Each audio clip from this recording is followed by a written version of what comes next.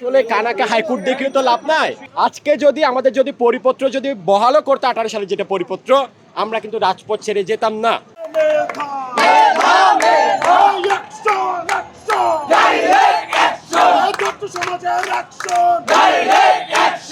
আমাদের আজকে যে কর্মসূচি সেটা গতকাল ঢাকা বিশ্ববিদ্যালয় কেন্দ্রীয় গ্রন্থাগার থেকে সূচনা করা হয়েছে।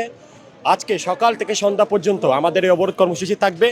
আজকে অবশ্যই আমরা যারা হাইকোর্টের আজকে শুনানির দিন, যদি এই হাইকোর্ট 18 সালে যে পরিপত্র সেটা বহাল করলে আমরা রাজপথ ছেড়ে যাব না। কারণ সেটা হচ্ছে কি, আমরা পরবর্তীতে এটা যদি আবার কেউ রিড করে এই পরিপত্র আবারও টিকবে না। সেজন্য আমরা এটা যতক্ষণ পর্যন্ত না স্থায়ী সমাধান না হবে, যতক্ষণ পর্যন্ত না জাতীয় সংসদে আমাদের এই বিষয়ে এই যে কোটা সংস্কার বিষয়ে আইন পাস না হবে, ততক্ষণ পর্যন্ত না আমরা রাজপথ ছেড়ে যাবেন। আমাদের আশ্বস্ত করতে হবে নির্বাহী বিভাগের কাছে, আমাদের এই আন্দোলন বিচার বিভাগের কাছে নয়, আমাদের এই আন্দোলন নির্বাহী বিভাগের কাছে। যতক্ষণ পর্যন্ত না নির্বাহী বিভাগ আমাদের আশ্বস্ত করবে না, আমরা এই রাজপথ ছেড়ে যাবেন। এবং না পিছে কিবেন।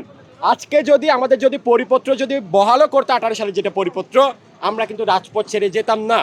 কারণ আমাদের এখন হচ্ছে কি অভিযোগ, আমাদের যে দাবি সেটা বিচার বিভাগের কাছে নয়, আমাদের দাবি হচ্ছে নির্বাহী বিভাগের কাছে। নির্বাহী বিভাগ থেকে নতুন প্রজ্ঞাপন বলেন, সংসদে আইনের মাধ্যমে যুক্তিক কোটা সংস্কার করে 5% মতো রেখে অনগ্রসর জাতির জন্য, যারা গোষ্ঠী তাদের জন্য 5% পর্যন্ত রেখে যদি সংসদ আইন পাশ করে, সে গ্যারান্টি যদি আমাদের দিতে পারে, তাহলে আমরা রাজপথ ছেড়ে উঠে যাবে। এবং পরবর্তীতে জাতীয় সংসদ আইন পাশ হলে পরবর্তীতে হাইকোর্টে কেউ রিট করলেও হাইকোর্টে সে এখতিয়ার নাই সেটা অবৈধ ঘোষণা করার। আসলে কানাকে হাইকোর্ট দেখিয়ে তো লাভ নাই।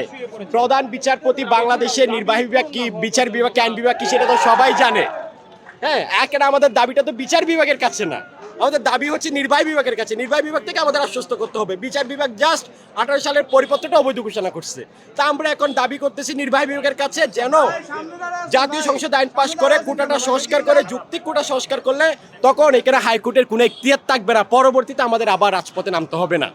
আমরা হচ্ছে স্টুডেন্ট, আমরা চাই না যে আন্দোলন করার জন্য। যদি আমাদের দাবি যতক্ষণ না পর্যন্ত মেনে নেওয়া হবে, ততক্ষণ আমরা রাজপথে থাকবো। সেটা হোক অনেক দিন।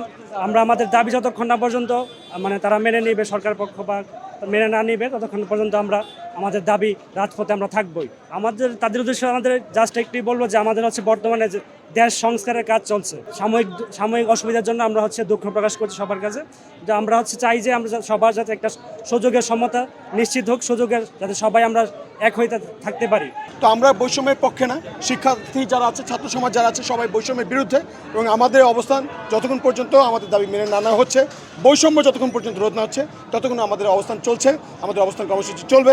বাংলা ব্লকের আওতা যুক্ত আছে সারা বাংলাদেশ, এবং বাংলা ব্লকেট চলছে এবং চলবে সারা সকাল থেকে সন্ধ্যা।